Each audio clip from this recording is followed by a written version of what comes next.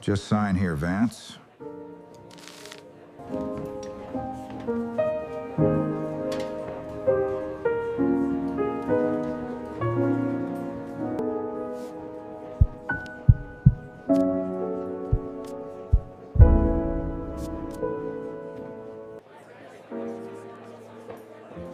Your daughter will finally have a warm winter. He's cheating you, Mr. Vance. The Wyoming wind did not just blow, it screamed across the Laramie plains like a ghost searching for a home. It was a bitter, unrelenting force of nature. It carried the scent of dry sagebrush and the sharp, metallic bite of the coming frost. The year was 1883. In the east, the Brooklyn Bridge had just opened to the public. It was a miracle of steel and human progress, but here in the Wild West, the only miracle was surviving until sunset. This was a land of giants and dust. Before this day was over, Gideon Vance would come within inches of signing away his soul. He would almost lose the memory of his ancestors. He would nearly trade away the future of his only child. The only person who would notice the trap was a widow with nothing to her name but a cleaning bucket. Autumn was fading into a gray, unforgiving winter. Gideon Vance stood in the center of the dusty, rutted street. The dirt swirled around his worn leather ankles in miniature cyclones. He felt the grit of the earth against his weathered, sun-beaten skin. His boots were worn through at the soles. They were held together by thin, desperate strips of rawhide. His rough, calloused hands belonged to a man who broke wild horses. He was a man who mended fences until his fingers bled. Gideon worked for every single scrap of bread he put on the table. He was only 35 years old. But the frontier had been a cruel master. It had carved deep lines into his handsome face. By his side stood his 7-year-old daughter, Ruby. She was a small, quiet thing with a heart too big for her ribs. She had eyes that were far too old for her young face. She clutched a tattered rag doll to her thin chest as if it were made of gold. The doll's name was Annie. Ruby never let her go, not even for a second. It was the last thing her mother had sewn before the fever took her away. The doll's button eyes seemed to stare out at the world with caution. Ruby's coat was far too small for her growing frame. The wool was thin, pilled, and gray. The sleeves ended several inches above her bony, pale wrists. Gideon felt a sharp, stabbing pang of guilt every time he looked at her. He saw his own greatest failure in her shivering, narrow shoulders. Since his wife, Sarah, had passed, the world had turned cold. The fever had taken her 3 years ago in the dead of a January night. Ever since then, Gideon's life had been a series of heavy, slamming doors. The Vance ranch was failing. The cattle were thin and their ribs showed through their hides. The grass was dying under the weight of a relentless 3-year drought. This was the reality of the Great Plains in the 1880s. The bank was circling his property like a hungry, patient vulture in the sky. Railroad investors were looking for land, water, and new rights of way across Wyoming. They wanted the history he had bled for. Gideon had one desperate, final chance left to save their home. He had come to Laramie to meet a man named Harrison Thorne. Thorne was a land speculator from the distant, wealthy streets of Boston. He was a man of fine fabrics, sharp corners, and cold calculations. He wore silk vests that shimmered like oil on water. He smelled of expensive Turkish tobacco and imported French brandy.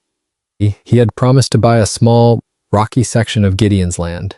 The price he offered seemed like a miracle straight from the heavens. It was enough to pay the back taxes that kept Gideon awake at night. It was enough to buy seed for a hopeful spring. Gideon walked toward the Silver Spur Saloon. His spurs jingled with a hollow, lonely sound on the wooden boardwalk. The Silver Spur was Laramie's finest and most dangerous saloon. It was warm with yellow lamplight. It was crowded with men escaping the biting Wyoming cold. Inside, the air was thick and heavy with the weight of secrets. It smelled of spilled ale, fresh sawdust, and stale cigar smoke. Martha Hale was scrubbing the floor near the heavy oak entrance. At 28, Martha Hale already knew more about loss than most. Her husband had been a hard-working railroad laborer. He was lost to a horrific, crushing accident near the Cheyenne tracks. The railroad gave her nothing but a small box of his personal effects. Now she scrubbed floors until her knees bled to keep her elderly mother alive. Her dress was a faded, humble shade of indigo blue. It was patched carefully at the elbows with mismatched thread. She moved with a quiet, tired and practiced grace. Her movements were rhythmic and full of silent, unbreakable dignity. Martha saw Gideon and Ruby enter the room. She recognized the look in Gideon's hollowed eyes immediately. It was the look of a man standing at the very edge of a cliff. She had seen many men lose their souls in this very room. She had seen them gamble away their lives for a single glass of rot-gut whiskey. She had seen them sign away their futures for a moment of false hope. Gideon approached a small, circular table in the dark corner. Harrison Thorne sat there like a king on a stolen, velvet throne. He was fanning out a stack of crisp, white legal documents. The paper was heavy, expensive, and smelled of ink. Thorne looked up and offered a predatory, thin-lipped smile. "Mr. Vance, I'm truly glad you could make it," Thorne said. His voice was as smooth as polished river stones. "I have the final contract right here for your simple signature." Gideon sat down heavily in the hard wooden chair. His heart was hammering against his ribs like a trapped, panicked bird. Ruby stood perfectly still by his side. Her wide eyes took in the strange, dark opulence of the room. Martha moved closer to the table with her heavy wooden bucket. She knelt beside them and began wiping spilled whiskey from the floorboards.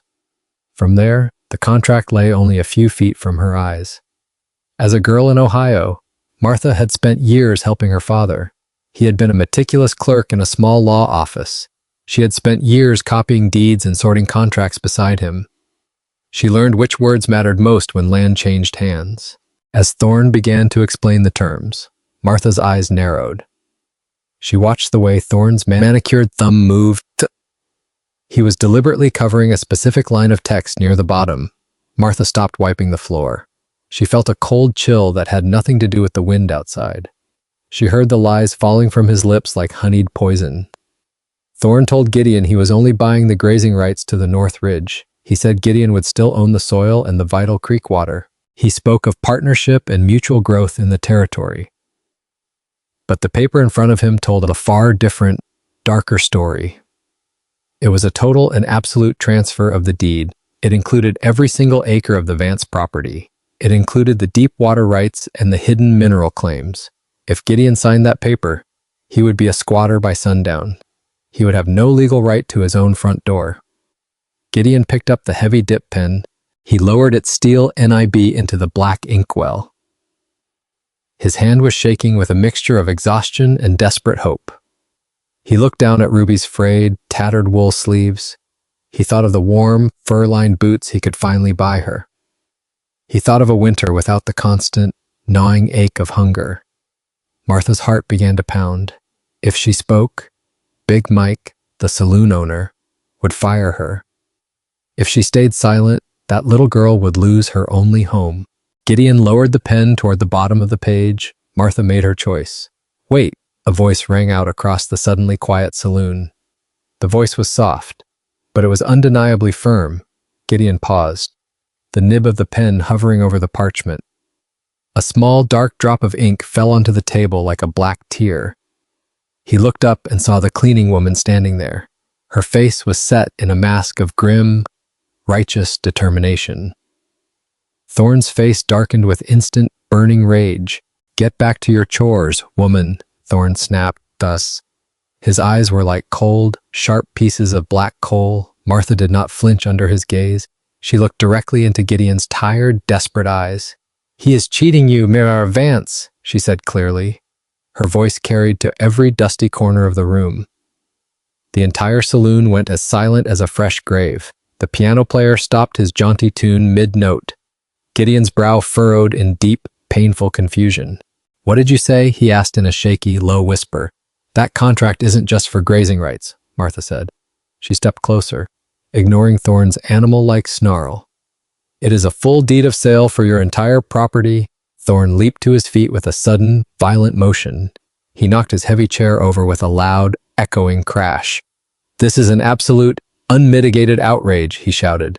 "This woman is nothing but a common servant." Martha reached out her hand with a strange confidence. She pointed to the fine, tiny print at the bottom of the page. Read the third paragraph. Mr. Vance, she whispered. Look at the words tucked near the left margin. It gives the buyer sole control of the creek.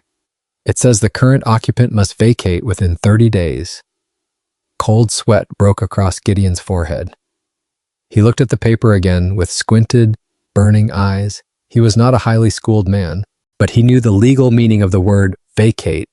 He saw it written there in unforgiving, cold black ink. Thorne reached for the paper with a desperate, claw-like hand, but Gideon was much faster than the city man. Gideon grabbed Thorne's thin, soft wrist. His grip was honed by years of brutal, manual labor.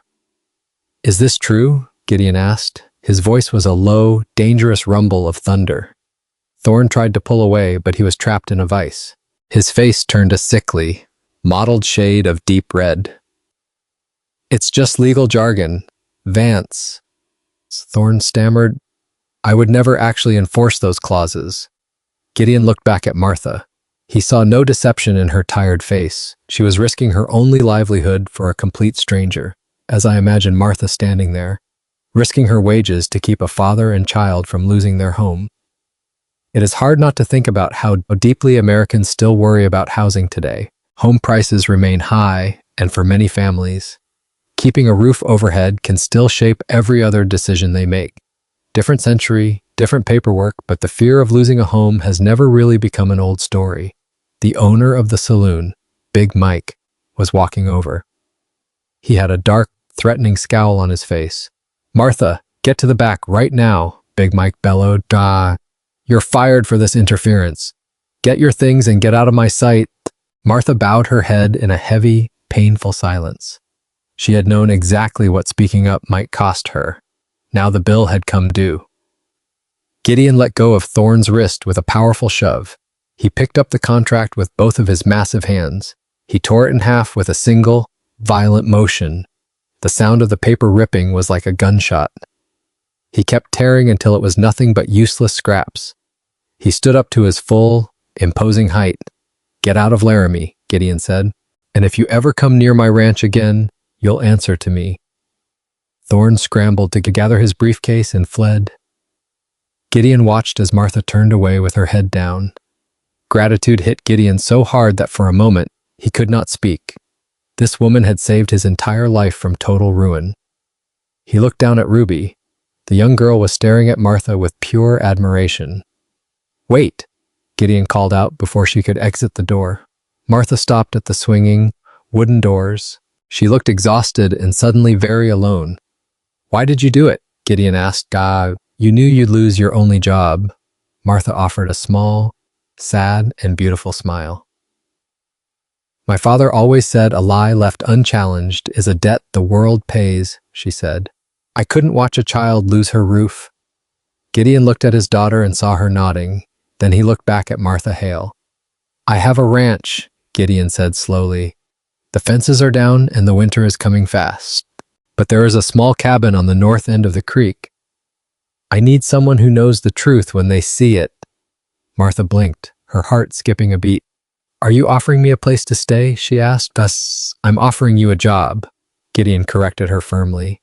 And I'm offering a home for you and your mother. Martha thought of her elderly mother, Hannah. They had little room and even less money in town. I have my mother to care for, Martha whispered. Then there is plenty of room for her too, Gideon said. Ruby reached out and took Martha's rough, soapy hand. Please come with us, Ruby said. Martha felt a warmth she hadn't felt in many long years. She nodded her head slowly as the tears finally fell. I'll get my things, she said. Gideon helped her move their meager belongings. They fit into two small, splintered wooden crates. He loaded them into his old, creaking wagon. They drove out of Laramie as the sun began to set. For the first mile, almost no one spoke. The wagon wheels groaned over the frozen ruts while the last buildings of Laramie disappeared behind them. Ruby sat beside Martha beneath an old wool blanket. The little girl still held Annie tightly against her chest. Martha noticed that one of the doll's arms had nearly torn away from the body. May I see her? Martha asked gently. Ruby hesitated. For 3 years, almost no one had been allowed to touch Annie. Then, very slowly, she placed the doll in Martha's hands. "My mama made her," Ruby whispered. "I know," Martha said. She examined the loose stitches without pulling at them. "She did good work." Ruby looked up quickly. "You can fix her." Martha smiled. "I think your mama already did the hard part. All Annie needs is a few new stitches." Ruby watched as Martha returned the doll carefully.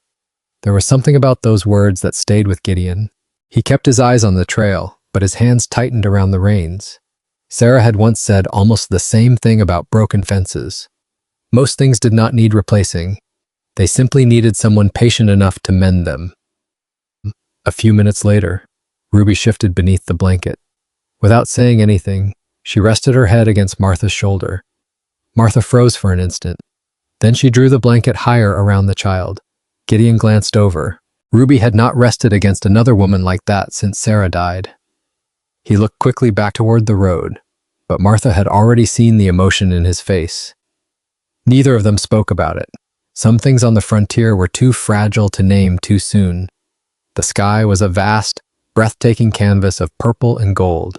The mountains were already capped with white, pristine snow. As they traveled, Gideon began to talk more than he had in years. That he spoke of the Star of the West quilt. His wife, Sarah, had started it many years ago. She had never finished the final, intricate border. Martha realized Gideon was a man with a deeply broken heart. When they arrived at the ranch, it was pitch dark. The main house was a sturdy log structure. The north cabin was small, humble, and a bit dusty, but it had a deep, well-built stone fireplace. To Martha, it looked like a golden palace of peace. The next morning, Martha discovered that peace came with plenty of work. One hinge on the cabin door had nearly pulled free. Cold air slipped through two gaps between the logs. The roof above Hannah's bed showed the dark stain of an old leak. Gideon arrived carrying a hammer, a bucket of nails, and an apologetic expression. "I should have fixed all this before bringing you here," he said. Martha took the hammer from his hand. "You gave us 4 walls and a door that locks. That is already more than we had yesterday." She pointed toward the loose hinge. "Now show me where you keep the spare boards." Gideon stared at her. Martha raised one eyebrow. "I was married to a railroad man." "Gideon, I know the difference between a sewing needle and a hammer." For the first time, he laughed in front of her. It was not a large laugh, but Ruby heard it from the porch and came running as if she had heard a church bell. Together they repaired the hinge. Gideon cut narrow strips of wood to close the worst gaps. Martha packed the remaining cracks with cloth and clay. Hannah sat beside the fire, directing them whenever she thought they were doing something incorrectly. By noon, even Gideon was taking orders from her. Ruby laughed so hard that she spilled a cup of water across the floor. The sound stopped Gideon in his tracks. He had heard his daughter smile before, but he could not remember the last time he had heard her laugh without restraint. Martha noticed him standing there. She did not point it out. She simply handed Ruby a rag and said, "Every good house needs someone willing to clean up the spills." Ruby knelt beside her. Gideon stepped outside before either of them could see his eyes filling. The ranch had not become richer overnight. The fences were still broken. The cattle were still thin. The bank still expected its money. But for the first time in years, the Vance place sounded like people actually lived there. In the following days, Martha transformed the cabin. She scrubbed the soot from the stones of the hearth. She found the old quilt Gideon had mentioned. It was a Star of the West pattern. Its faded points were still beautiful beneath the dust. Martha spent her long evenings by the roaring fire. She began the slow, meditative work of sewing. The quilt began to take a new, vibrant shape. Ruby soon began sitting beside Martha every evening. At first, she only watched. Then Martha gave her a square of scrap cloth and a blunt needle. Ruby frowned at the crooked stitches she made. "They look terrible," she said. "They look like first stitches," Martha corrected. "There is a difference." Ruby tried again. One evening, she brought Annie to the table. Without a word, she placed the doll in Martha's lap. Martha understood. She selected a narrow piece of faded blue cloth and carefully repaired the torn arm. Ruby watched every movement. When Martha finished, she handed Annie back. The little girl hugged the doll to her chest. "Mama would like you." Ruby said. Martha's fingers stopped over the quilt. Across the room, Gideon had been repairing a leather bridle. He stopped too. Ruby seemed unaware of what her words had done. She was studying Annie's repaired arm. Martha swallowed before answering. I think I would have liked your mama very much. Ruby looked toward the unfinished quilt. Do you think she minds you fixing it? The question hit Martha harder than she expected. She looked toward Gideon. He lowered the bridle into his lap. No, he said quietly. Sarah hated unfinished work. A small smile touched his face. She would probably complain that we waited 3 years. Ruby giggled. Martha did too, and somehow. Speaking Sarah's name did not make the room colder. It made space for her. That mattered to Martha. She did not want to erase the woman who had come before her. She wanted Ruby to understand that loving someone new did not require forgetting someone who was gone. So she left several of Sarah's original stitches untouched, even where they were imperfect. New cloth joined old cloth. New thread crossed faded thread. Nothing disappeared. It simply became part of something larger. It was a bridge between a painful past and a new future. If you believe a home can be rebuilt one small act of kindness at a time, stay with us. Gideon and Martha's hardest night was still ahead. One evening, Gideon came by the cabin with some firewood. He found Martha working by the light of a single candle. My Sarah loved that quilt more than anything, he said quietly. That fabric was from her wedding dress. He whispered. Martha's needle stopped in midair. She knew what it was like to remember someone who was gone. She reached out and laid her hand over his. We are still here, Gideon, she said softly, and we are going to survive this winter together. For a long moment, neither of them moved their hands. Then Gideon slowly pulled his away, not because he wanted to, because he was suddenly afraid of wanting to stay. Martha saw the conflict cross his face. You don't have to apologize for remembering her, she said. Gideon looked toward the fire. I wasn't going to. You were thinking about it. That almost made him smile. He stared into the flames. After Sarah died, people told me I had to move on. I hated those words. Martha nodded. So did I. My husband had been gone 4 months when a woman at church told me I was still young. She said it as if youth canceled grief. Gideon looked at her then. What was his name? Daniel. Martha had not spoken his name to anyone outside Hannah in nearly a year. He could never keep his boots clean, and he sang terribly. A soft laugh escaped her. I used to complain about both. Now I would give anything to hear that awful singing once more. Gideon's expression softened. Sarah burned biscuits every Sunday for 6 years. Every Sunday without fail. Martha laughed. Gideon joined her. The sound surprised both of them. 2 widowed people sat beside a half-finished quilt and laughed about the people they had buried. There was sadness in it, but there was no betrayal. Perhaps healing did not mean closing a door behind you. Perhaps it meant discovering that your heart had more than one room. Gideon rose to leave. At the door, he turned back. Good night, Martha. Good night, Gideon. He crossed the snowy yard toward the main house. Martha watched until his silhouette disappeared into the darkness. Only then did she realize she was smiling. That night, a heavy, blinding snow began to fall. The wind rattled the thin windows of the cabin. Inside that, Martha's mother began to cough. It was a deep, racking, and terrible sound. Martha's heart filled with a sudden, sharp dread. She wrapped Hannah in the newly mended quilt, but the shivering would not stop. Gideon saw the light burning very late in the cabin. He fought his way through the waist-high, biting drifts. She's burning up with the fever. Gideon, Martha cried. We need the doctor from town immediately, Gideon said. But the pass is blocked by the drifts, Martha sobbed. No man can get through this wind and ice. Gideon knew exactly what he had to do. I can make it on the big bay horse, Gideon said. There's an old line shack halfway to town. If I can reach it, I can give the horse a rest before the final miles. Martha moved between Gideon and the door. No. It was the first time she had ever spoken to him like that. You can barely see the barn from this window. You will lose the trail before you reach the first ridge. Gideon pulled on his heavy coat. Then I'll follow the fence posts as far as I can. And after the fence ends, I know the land. The storm does not care what you know. Gideon stopped. Martha was not angry, she was terrified. Hannah coughed behind them. Ruby had awakened in the loft and stood silently on the ladder, clutching Annie. Gideon saw her. For one horrible instant, he remembered another winter, another fever, another woman breathing too quickly beneath too many blankets. He had been helpless then. Gawat, he could not be helpless again. He knelt beside Ruby. I need you to stay here and help Miss Martha. Ruby's lower lip trembled. Are you coming back? Gideon looked at his daughter. A man could promise many things on the frontier. Weather was not one of them. But Ruby did not need a lesson in honesty. She needed her father. Yes, he said, I am coming back. Ruby threw her arms around his neck. When Gideon stood again, Martha was holding the old wool scarf Daniel had once worn.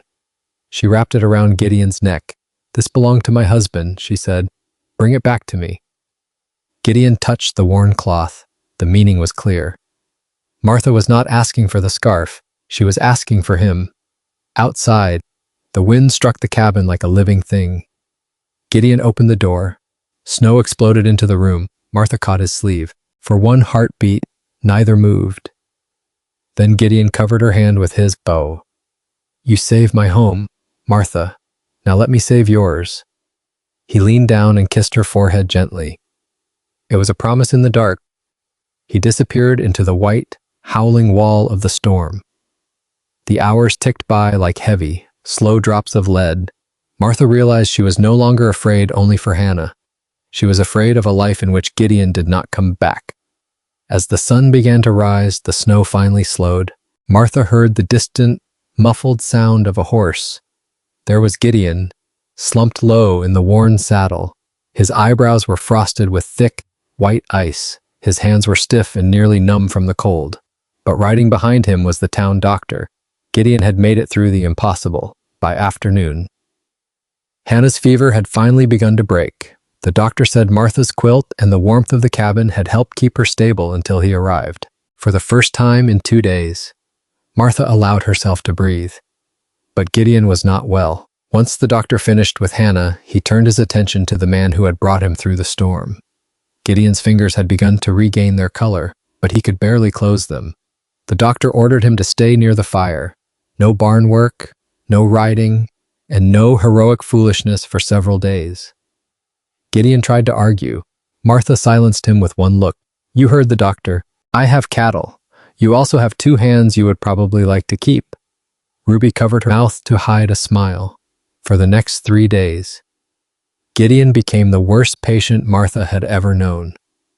He attempted to stand whenever he heard a horse outside. He complained that the fire was too hot. He complained that the blankets were too heavy.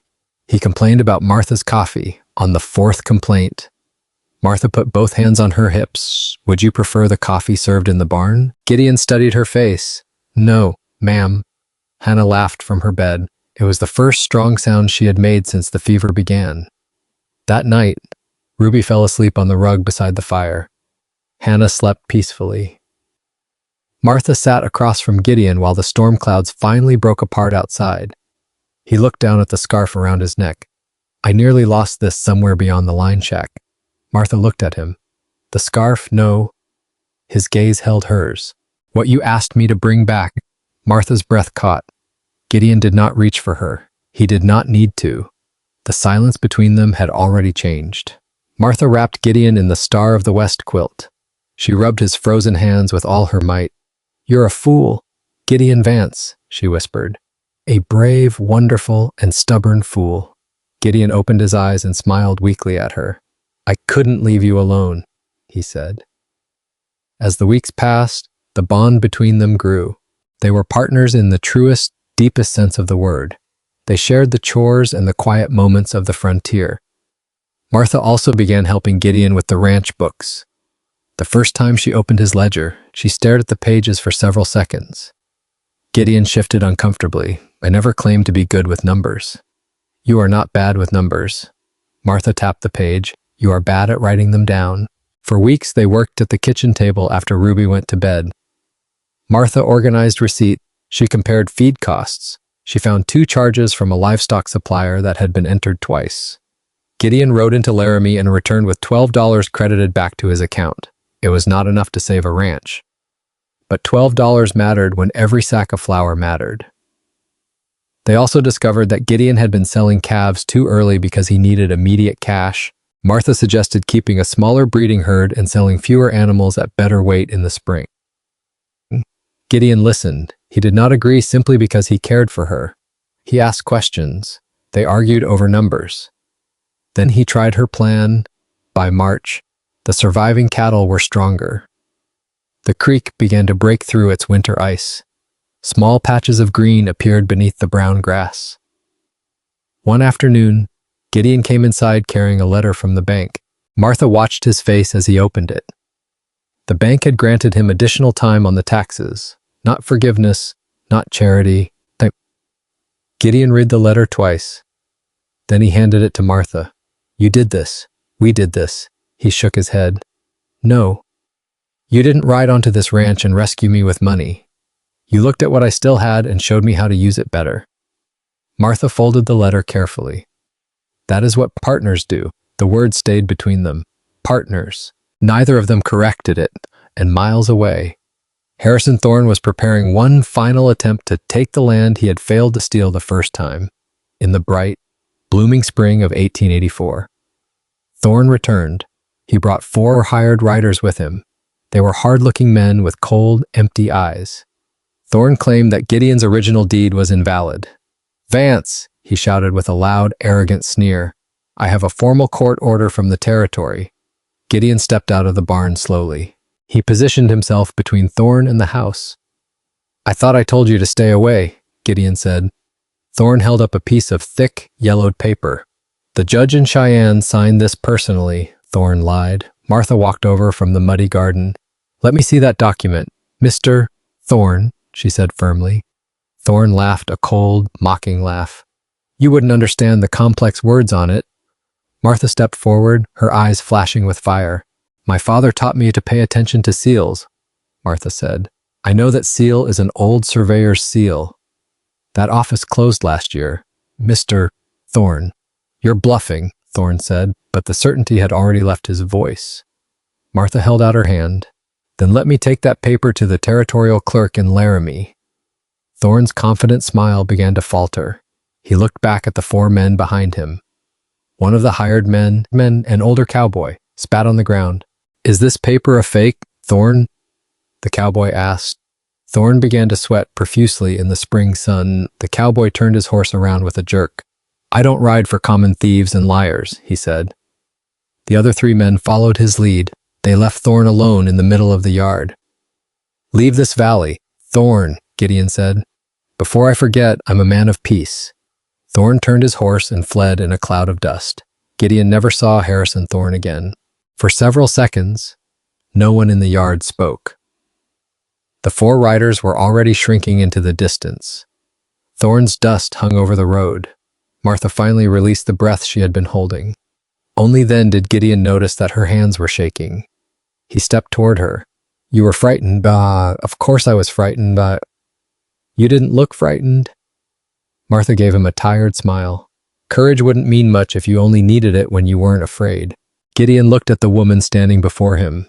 She had lost a husband. She had scrubbed saloon floors.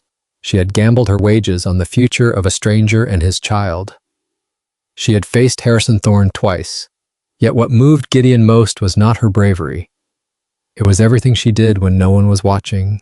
The repaired doll, the mended quilt, the careful books, the warm meals left beside his plate on the days he worked too late. The way Ruby searched for Martha whenever she entered a room. Martha, he said. She looked up. I don't want you staying here because you owe me anything. Her expression changed. I know. I don't want you staying because you need the cabin either. I know that too. Gideon swallowed. I want you here because when I imagine this ranch without you, it doesn't feel like home anymore. Martha's eyes filled. For once, she had no clever answer. Gideon smiled. So I finally managed to leave you speechless. A tear slipped down Martha's cheek. Don't get used to it. He laughed. Then he reached for her slowly, giving her every chance to step away. She did not. When Gideon kissed her, it was not gratitude. It was not loneliness. It was a choice they had both taken a long time to earn. The summer of 1884 was a golden time for them. Gideon and Martha were married in the month of June.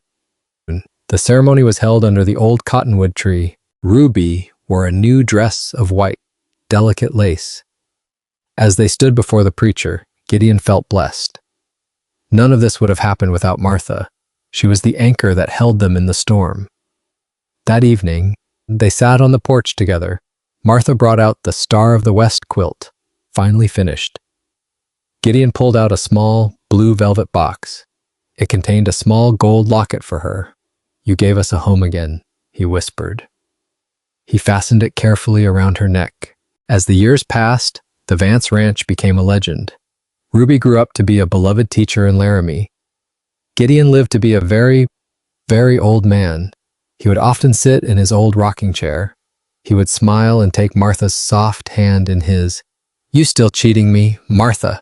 He would tease that, and she would laugh and squeeze his hand back. "Every day, Gideon," she would say, "every day." The sun set over the vast, peaceful Wyoming plains. The legacy of the Vance family was secure. It was a life well lived and well loved. Some frontier homes were built with timber and nails. Gideon and Martha built theirs with courage, truth, and a second chance neither expected to receive. If their story touched your heart, tell us where you're listening from tonight, and subscribe if you'd like to join us for another story of love, family, and hope from the Old West. Until next time, may there always be a warm light waiting for you at home. This is a fictional Western romance inspired by life on the 19th century American frontier. Characters and events have been dramatized for storytelling purposes. AI tools may have assisted parts of the production, while the final story and presentation were reviewed and directed by the channel creator.